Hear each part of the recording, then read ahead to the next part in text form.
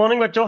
कैसे हैं आप सब लोग? होप सो स्वस्थ होंगे। तो चलिए जी, जो हमारी लेक्चर सीरीज चल रही है स्टैटिस्टिक्स सेमेस्टर 2 इको ऑनर्स के लिए, आज हम उसको कंटिन्यू करते हैं। ठीक है, सिंपल है बिल्कुल बच्चों। देखिए, आज का जो मेरा टॉपिक है that is 9.2 which is two sample T test and their confidence interval. ठीक है, तो जो मेरा टॉपिक चल रहा है वो कॉन्फिडेंस इंटरवल का टॉपिक चल रहा है। पिछली क्लास में हमने टू सैंपल्स पर वर्क किया था, पिछले लेक्चर में। लेकिन उसमें क्या बात थी, सबसे पहले कंडीशन ये थी कि हम दो नॉर्मल पॉपुलेशन से दो सैंपल लेते हैं। पहली पॉपुलेशन का मीन था म्यू 1, दूसरी पॉपुलेशन का मीन था म्यू 2, और उनके बीच का जो डिफरेंस है उसको हम एस्टिमेट करना चाहते थे। तो उसमें हमने दो केसेस बनाए थे।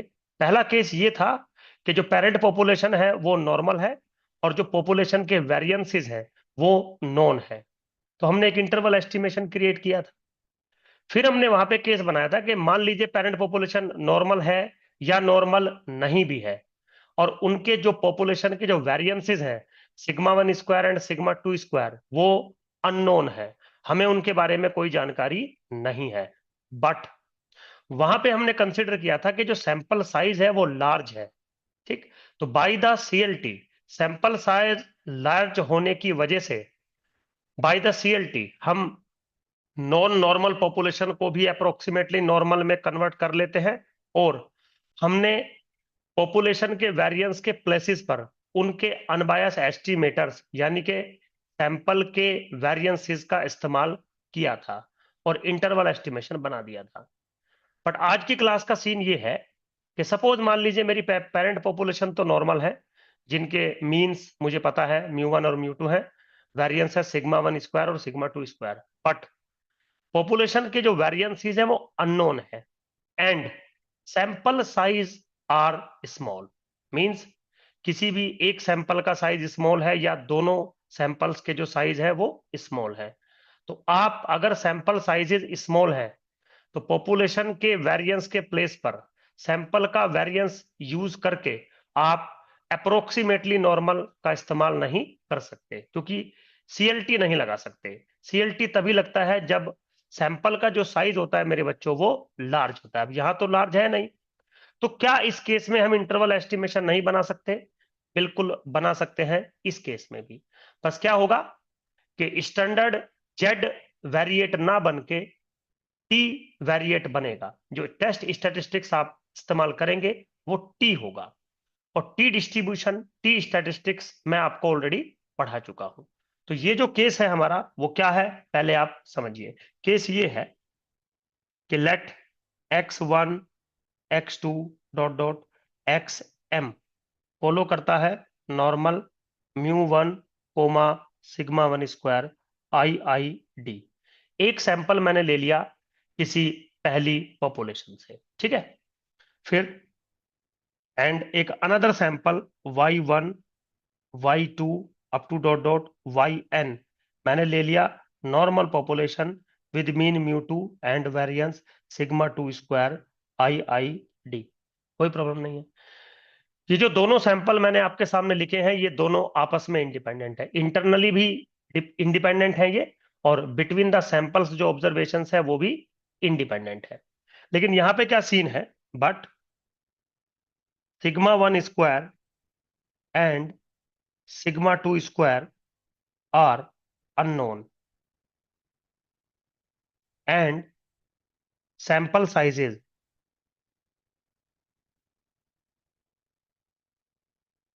Are small.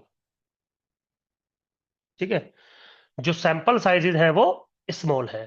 तो आप चाहते हुए भी स्टैंडर्ड नॉर्मल वेरिएट नहीं बना सकते। आप क्या बनाएंगे, आप टी डिस्ट्रीब्यूशन का इस्तेमाल करेंगे। ठीक, तो टी डिस्ट्रीब्यूशन कैसे क्रिएट होगा, हम एक स्टैटिस्टिक्स बनाएंगे T which is equal to X bar minus Y bar which is what the population के जो जो जो सैंपल्स हैं उनके सैंपल मीन का difference minus mu 1 minus mu 2 now divided by under the root of s1² by m plus s2² by n। ठीक है बेटा, तो एक्स बार आपको पता है, वाई बार आपको पता है, सैंपल्स के मीन है, म्यू 1 म्यू 2 पॉपुलेशन के मीन है। S1 स्क्वायर जो है वो अनबायस एस्टिमेटर है पॉपुलेशन के वेरिएंस का, जो कि पहली पॉपुलेशन है। S2 स्क्वायर जो है वो अनबायस एस्टिमेटर है पॉपुलेशन के वेरिएंस का, जो कि दूसरी पॉपुलेशन है। आप इनको सैंपल के वेरिएंसेस भी कह सकते हैं। तो जो S1 स्क्वायर है वो सैंपल वेरिएंस है, S2 स्क्वायर है वो सैंपल वेरिएंस है। डिफाइन कैसे करोगे, अगर आप चाहो तो कर सकते हो। S1 square is defined as 1/m-1 समीशन I goes from 1 to m xi minus X bar का होल स्क्वायर। बिल्कुल सिंपल है। S2 square is equal to 1/n-1 summation I goes from 1 to n yi minus Y बार का whole square. ठीक है बेटा। तो ये जो टेस्ट स्टैटिस्टिक्स टी आपने बनाया, जिसके ऊपर आपको वर्क करना है, ये फॉलो करेगा टी डिस्ट्रीब्यूशन को with we degree of freedom, with we degree of freedom. ठीक है, कोई बात नहीं है। अब ये जो वी डिग्री ऑफ फ्रीडम है, ये आप कैसे बनाएंगे या बन सकता है। V is defined as approximately less than equal to. अब बात समझिएगा, पूरी सारी चीजें आपको समझाऊंगा। जो वी है वो डिग्री ऑफ फ्रीडम है। तो डिग्री ऑफ फ्रीडम हमेशा मेरे बच्चों इंटीजर में होता है, ये कभी फ्रैक्शन में नहीं होता। लेकिन जो इसकी फॉर्मूला, जो इसकी वैल्यू मैं अभी लिखने वाला हूं, वो फ्रैक्शन में आ सकता है, इंटीजर में आए ऐसा जरूरी नहीं है। तो जो भी मेरा नंबर अभी बनेगा, आपको जो वी चूज करना है वो उस नंबर के अप्रोक्सीमेट होना चाहिए, और जो छोटा इंटीजर होगा, लेस देन इक्वल टू मैंने इसलिए लिखा है, वो आपको चूज करना है।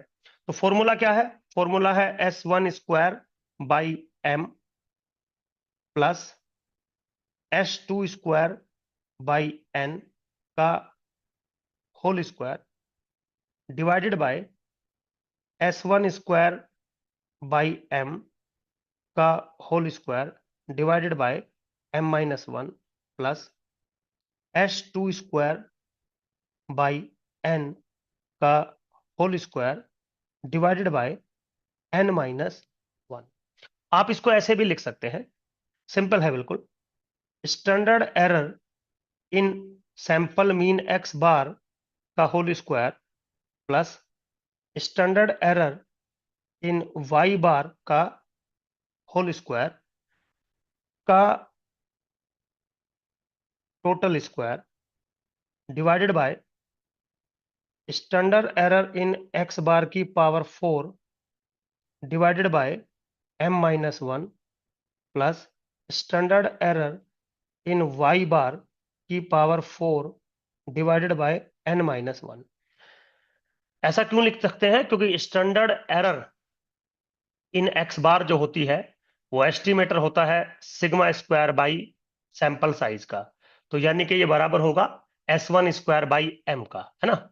स्टैंडर्ड एरर का ये फॉर्मूला होता है। तो कभी कभी एग्जाम में S1 स्क्वायर दे दिया जाएगा, कभी कभी एग्जाम में S1/√m या S1 स्क्वायर बाई m दे दिया जाएगा। तो दोनों फॉर्मूलेज मैंने लिखने की कोशिश आपके सामने करी है। अब मेरे बच्चों, अगर v आपको डिफाइंड हो गया हो, तो जो राइट हैंड साइड में v की वैल्यू लिखी है ये इंटीजर नहीं आएगी। तो इसके नियर बाई जो छोटा इंटीजर होगा, जैसे मान लो इसकी वैल्यू आई 9.1, तो आप v की वैल्यू लेंगे 9। अगर वैल्यू आई इसकी 9.9 सपोज, तो भी आप 9 ही लेंगे, 10 मत ले लेना उसको कभी। अप्रोक्सीमेट करके राउंड ऑफ करके 10 ले लो, 10 नहीं लेना है। जितना भी फ्रैक्शन नंबर आएगा, जो भी उसका छोटे वाला इंटीजर पार्ट होगा, आपको वो चूज करना है डिग्री ऑफ फ्रीडम के लिए। ठीक। अब सब कुछ बहुत आसान है। आपको पता है कि अगर टी आपको फॉलो करता है, टी विद मान लीजिए वी डिग्री ऑफ फ्रीडम, इसको रूल कह देता हूं मैं, है ना।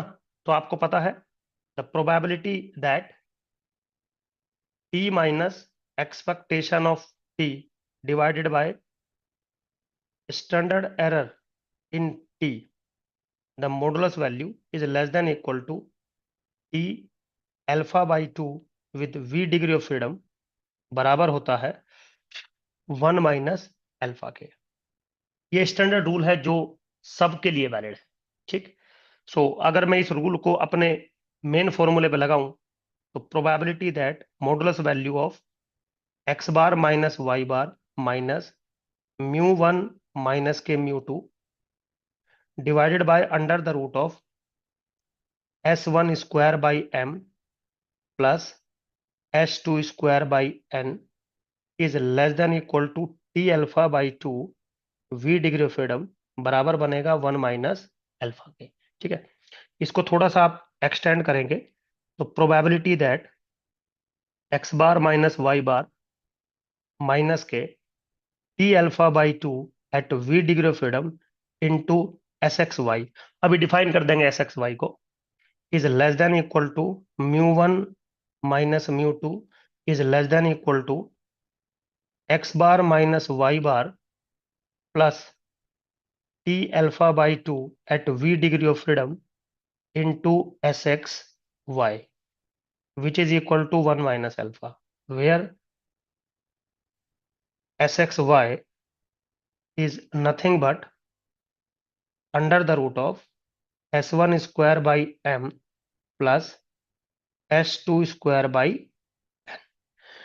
ये रूल है मेरा, बिल्कुल सिंपल, कोई रॉकेट साइंस नहीं है, कोई जो है इसमें टिपिकल टास्क मुझे नहीं लग रही है। ठीक है बेटा, तो अगर कभी भी आपको पॉपुलेशन अननोन है, पॉपुलेशन का वेरिएंस अननोन है और सैंपल का साइज स्मॉल है, तो आप टी डिस्ट्रीब्यूशन की बात करेंगे, ये कंफर्म मैं आपको गारंटी दे रहा हूं। ठीक, यहां पे जो मैंने एक टर्म इस्तेमाल करी थी स्टैंडर्ड एरर इन एक्स बार, उसकी वैल्यू लिख देता हूं, S1 बाई रूट एम होती है, standard error in Y bar is equal to S2 by root N होती है। बिल्कुल सिंपल है। ठीक है बेटा, अभी मैं क्वेश्चंस लूंगा इसके, बिल्कुल कोई भी डाउट हो आप वैसे भी मेरे से पूछ सकते हैं। अब देखिए, अगला जो मेरा टॉपिक है वो है पूल्ड टी प्रोसीजर। बिल्कुल सिंपल है, कुछ नहीं है, वो ये कह रहा है कि जैसे आप ऊपर आपने जो पॉपुलेशन ली है उनमें पॉपुलेशन की जो वेरिएंसेस थे sigma one square and sigma two square, वो दोनों के दोनों अननोन थे। तो सिग्मा वन स्क्वायर का मैंने एस्टिमेटर बनाया S1 square, sigma two square का मैंने एस्टिमेटर बनाया S2 स्क्वायर। ठीक है, तो एक का सिग्मा वन स्क्वायर हो गया, एक का सिग्मा टू स्क्वायर हो गया, हमने काम कर दिया। वो कह रहा है कि अगर आपकी जो पेरेंट पॉपुलेशंस है उनके वेरिएंसेस अननोन है बट सेम है, समझ गए, तो पहली पॉपुलेशन जो है उसका भी वेरिएंस सिग्मा स्क्वायर है, दूसरी पॉपुलेशन जो है उसका भी वेरिएंस सिग्मा स्क्वायर है।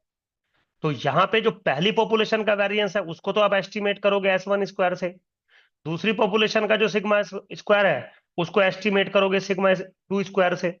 अब सिग्मा वन स्क्वायर और सिग्मा टू स्क्वायर तो अलग अलग बन सकते हैं ना, क्योंकि एक पहले सैंपल सा का है, एक दूसरे सैंपल का है।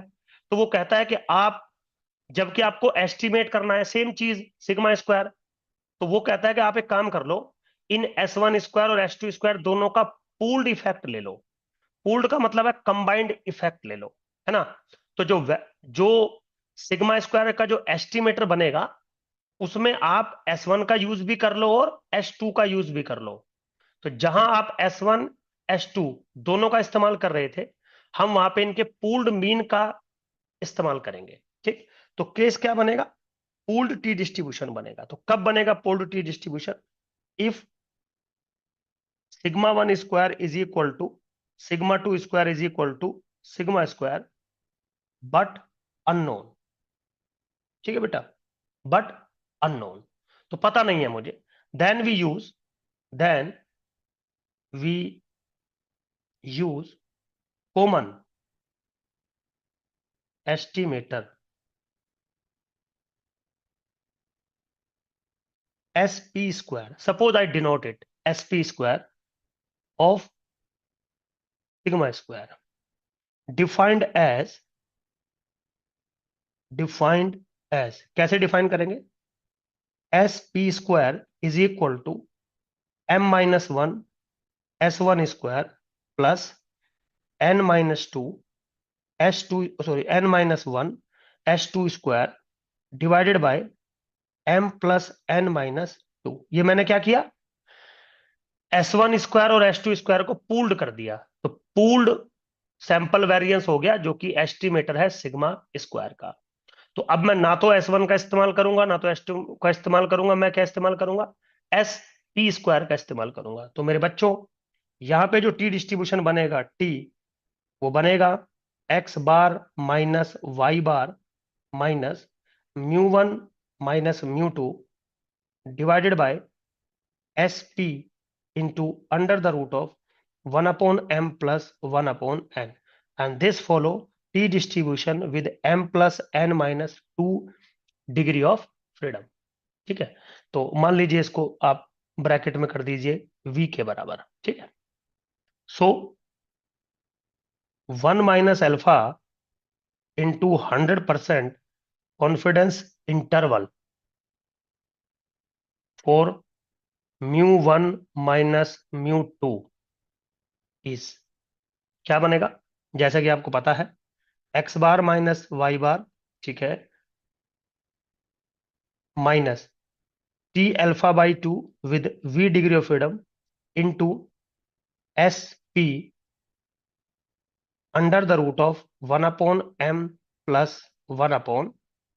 ठीक है, क्योंकि ये डिसाइड करना होता है हमें कि जो पूल्ड सैंपल वेरिएंस है उसको आप कैसे रिप्रेजेंट कर रहे हो। नोटेशन आप दूसरी ले सकते हो, comma X bar minus Y bar plus T alpha by 2 into V into with degree of freedom v sp into 1/m+1/n bracket close. Now this is your confidence interval. बिल्कुल simple था, कोई issue नहीं है मेरे बच्चों, है ना।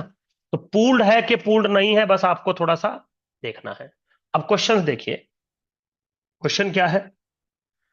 Question 19 और 20 दोनों है। अब 19 हमारा नहीं है, बट इसकी इंफॉर्मेशन उसने यूज करने को बोला है, तो हमें मजबूरी में इसको पढ़ना पड़ेगा।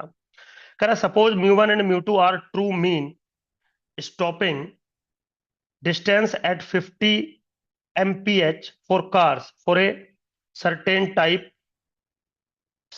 type equipped with two different type of braking systems. Use the two sample t test at significance level 0.01, यानी कि अल्फा की वैल्यू है वो 1% है, to testing the hypothesis this in this. अब हाइपोथेसिस टेस्टिंग मैं नहीं पढ़ रहा हूं क्योंकि हाइपोथेसिस टेस्टिंग मेरा अगला यूनिट है।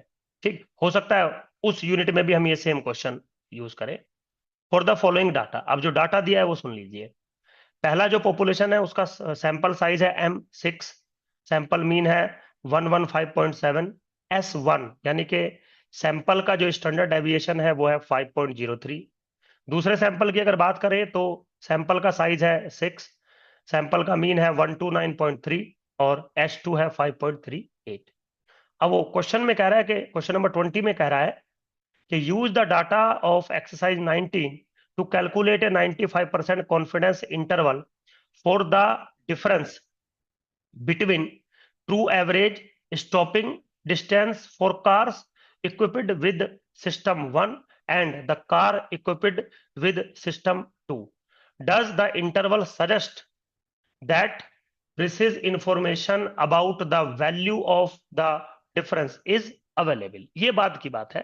पहले तो जो डाटा मुझे दिया गया है उसके अकॉर्डिंग मैं कॉन्फिडेंस इंटरवल बनाने की कोशिश करता हूं। सिंपल है, सबसे पहले इंफॉर्मेशन लिख लीजिए।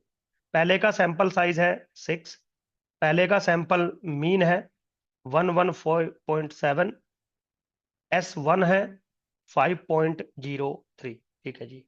दूसरा क्या है? N की वैल्यू है 6, Y बार बराबर है 129.3, S2 बराबर है 5.38। ऐसा मैंने बनाया, बिल्कुल सिंपल। अब क्या होगा, सबसे पहले मुझे डिग्री ऑफ फ्रीडम फाइंड करना पड़ेगा। Find V।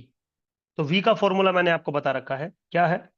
S1² by m plus S2² by n का whole square divided by S1² by m का whole square plus S2² by n का whole square divided by m-1 divided by n-1। ठीक है बेटा, जब ये सारी वैल्यूज आप डालेंगे तो S1 आपको पता है, M पता है, S2 पता है, M पता है, सारी चीजें डालेंगे तो मैंने 1/1 कैलकुलेट किया हुआ है। S1² बाई m जो मेरा बनेगा वो 4.2168 प्लस 4.824 इसका होल स्क्वायर, न्यूमरेटर वाला part.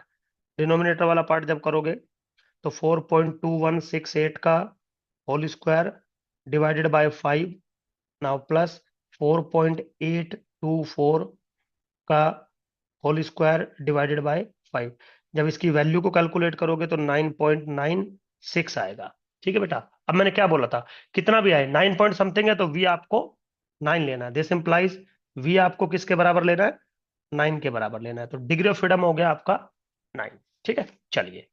So now 95% confidence interval for μ1 minus μ2 as. सबसे पहले तो अल्फा किसके बराबर है, 0.05 के। इसका मतलब अल्फा बाई 2 किसके बराबर हो गया, 0.025 के। तो मेरे बच्चों मुझे चाहिए T alpha by 2 at V, यानी कि मुझे चाहिए T 0.025 at 9 degree of freedom, जो वैल्यू आती है 2.262। ठीक है, ये सिंपल है, आपको टेबल से मिल जाएगी। सो 95% कॉन्फिडेंस इंटरवल इज, कैसे बनेगा, एक्स बार minus Y bar plus minus, अभी मैं यहीं पे प्लस माइनस लिख रहा हूं। रूल क्या था, T alpha by 2 at V degree of freedom into under the root of S1 square by M plus S2 square by. ठीक है, चलिए। तो यहां से एक्स बार मेरा किसके बराबर है, 115.7 माइनस वाई बार किसके बराबर है, 129.3। ठीक है जी, plus minus T alpha by 2 की वैल्यू कितनी आई है मेरी, 2.262 under the root S1 square by M already मैं कैलकुलेट कर चुका हूं 4.2168। S2 square by N already calculate कर चुका हूं 4.824। ठीक है बेटा, जब आप इसको पूरा सिंप्लीफाई करेंगे तो जो इंटरवल आएगा वो माइनस के 20.40 से लेके माइनस के 6.80 तक बन के आएगा। ठीक, अब क्वेश्चन ये था, does the interval suggest that precise information about the value of this difference is available. Answer है नो, आंसर है नो, बिकॉज जो इंटरवल की जो विड्थ है वो बहुत ज्यादा है, 14 यूनिट्स इंटरवल की जो विड्थ है वो है। तो इतने मार्जिन ऑफ एरर पे आप ट्रू वैल्यू का रिप्रेजेंटेशन नहीं दे सकते। सो इंटरवल का विड्थ वाइड होने की वजह से आप ट्रू वैल्यू का रिप्रेजेंटेशन यहां पर नहीं दे सकते। सिंपल है बिल्कुल, आप थोड़ा समझिए। भाई एस्टिमेशन जरूर है, लेकिन एस्टिमेशन का ये नहीं है ना कि आप कुछ भी एस्टिमेशन बता देंगे। एक एरर ऑफ मार्जिन होता है, उससे कम पे आप नहीं दे सकते। ठीक है बेटा, चलिए अगला मेरा क्वेश्चन है, अगेन लेंदी, द आर्टिकल फ्लक्चर ऑफ दिस जो भी है, आप सिर्फ डाटा पढ़ लीजिए। तो दो टाइप के सैंपल्स आपने लिए, सैंपल साइज 26 है, अगेन स्मॉल, सैंपल के मीन दे रखे हैं और सैंपल के जो है स्टैंडर्ड डेविएशंस आपको दे रखे हैं। तो मैं इंफॉर्मेशन एक बार लिख लेता हूं। एम की वैल्यू है 26, एक्स बार इसके बराबर दिया है मेरा, एक्स बार 33.4, एक्स बार है 33.4, S1 कितना है 2.2।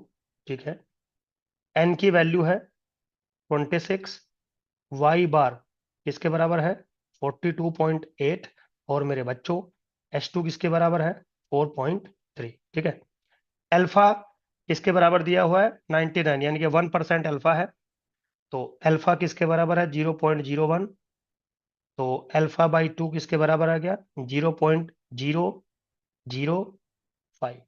ठीक है, टी की वैल्यू हम कैलकुलेट कर देंगे, तो चलो यहीं पे कर देते हैं, टी 0.005 एट, अच्छा इसके लिए मुझे वो चाहिए डिग्री ऑफ फ्रीडम ना, तो वो है नहीं मेरे पास, इसलिए बाद में बात करेंगे। चलिए मेरे बच्चों, तो सबसे पहले हम v कैलकुलेट करते हैं। v का फॉर्मूलेशन मैं आपको बता चुका हूं, वो डायरेक्ट हम फॉर्मूलेशन डाल ही देते हैं। या v की वैल्यू 2.2 का whole square divided by 26 plus 4.3, 4.3 है ना, यस, 4.3 का होल स्क्वायर बाई 26 का होल स्क्वायर डिवाइडेड बाय 2.2 का होल स्क्वायर बाई 26 का होल स्क्वायर प्लस 2.2 का स्क्वायर बाई 26 का whole square divided by 25 divided by 25। ये वैल्यू आएगी मेरे बच्चों अप्रोक्सीमेटली 37। ठीक है, मतलब 37 पॉइंट समथिंग आएगी। लेकिन प्रॉब्लम ये है कि 37 पर टी का टेबल गिवन नहीं होता, 36 पे होता है, तो हम हमेशा, या 38 पे होता है, तो हम हमेशा कम वाले पे लेते हैं ताकि margin of error minimum possible रहे। So we consider v is equal to 36। समझ गए होंगे क्यों मैं v को 36 कंसीडर कर रहा हूं। सो नाउ अब मैं t की वैल्यू देखना चाहूंगा। t 0.005 at 36 degree of freedom is equal to 2.719। ठीक है, कोई प्रॉब्लम नहीं है। सो 99% कॉन्फिडेंस इंटरवल इज, क्या बनेगा, x बार कितना है 33.4 minus 42.1 y bar, now plus minus 2.719 into under the root of s1 square 2.2 का whole square divided by 26 plus 4.3 का whole square divided by 26। Interval जब बनाओगे तो माइनस के 11.98 माइनस के 6.83। ठीक है, अब क्या था सवाल में, 99% confidence interval for the difference between this interpret करना है। इंटरप्रेट तो बिल्कुल सिंपल है, मैं पहले ही बता चुका हूं कि इस बात के 99% चांसेस हैं कि दोनों के बीच का जो डिफरेंस होगा वो इससे कम रहेगा। तो इंटरप्रेट तो हर एक क्वेश्चन में एक ही तरीके से लिखना है, इसमें कोई ज्यादा डिफरेंस वाली बात नहीं है। चलिए अगला सवाल है, बी पार्ट इसका। Does the upper limit of this interval you calculate in part A gives a 99% upper confidence bound for the difference between the two mu's? नहीं। रीजन देखिए, पार्ट ए में जो हमने काम किया है वो टू टेल्ड टेस्ट था। हम लेफ्ट में alpha by two region drop कर रहे थे, राइट में alpha by two region drop कर रहे थे। बी पार्ट में जो कह रहा है वो सिर्फ अपर लिमिट, जो अपर बाउंड पूछ रहा है, अपर लिमिट नहीं पूछ रहा है। पार्ट ए में जो आया है वो टू टेल टेस्ट का अपर लिमिट आया है। क्या ये upper bound of the confidence को रिप्रेजेंट करेगा? नहीं करेगा। अपर बाउंड के लिए सारा जो अल्फा रीजन होता है वो आपको राइट की तरफ ड्रॉप करना होता है, लोअर बाउंड के लिए वो आपको लेफ्ट की तरफ ड्रॉप करना होता है। बस इतना फर्क है, बाकी चीजें नहीं है। तो अगर हम बी पार्ट मेरे बच्चों इसका देखें, बी पार्ट अगर हम मेरे बच्चों इसका देखें तो सिंपल है बिल्कुल। बी पार्ट ऐसा, मतलब आपको समझा दिया मैंने, अपर लिमिट और अपर बाउंड में दोनों में फर्क है। जब हम अपर बाउंड की बात करते हैं तो अल्फा हमारा अभी भी 0.01 है, लेकिन पॉइंट टू बी नोटेड, अब आप अल्फा बाई टू नहीं करेंगे, डायरेक्ट आप जो वैल्यू निकालेंगे वो T 0.01 at 36 degree of freedom की निकालेंगे, जो 2.434 के बराबर आती है। अब जो अपर बाउंड होगा, सो 99% अपर बाउंड इज, क्या बनेगा, एक्स बार minus Y bar only plus, ठीक है, माइनस नहीं लेंगे इसमें, T alpha at V degree of freedom under the root of s1 square by M plus s2 square by N के बराबर बनेगा। सारी वैल्यूज हमें पता है। एक्स बार माइनस वाई बार का जो डिफरेंस है वो 9.4 है, प्लस 2.434 इंटू ये अंडर रूट वाली जो चीज है ये है 0.9473। जो डिफरेंस आएगा या जो अपर बाउंड आएगा वो माइनस के 7.09 के बराबर आएगा। ठीक है, तो जो ट्रू एवरेज जो है वो एक्सीड नहीं होना चाहिए 7.09 से। सिंपल है बिल्कुल, कोई इसमें जो है रॉकेट साइंस नहीं है। तो होप्सो मेरे बच्चों आपको समझ में आया होगा। Thank you very much.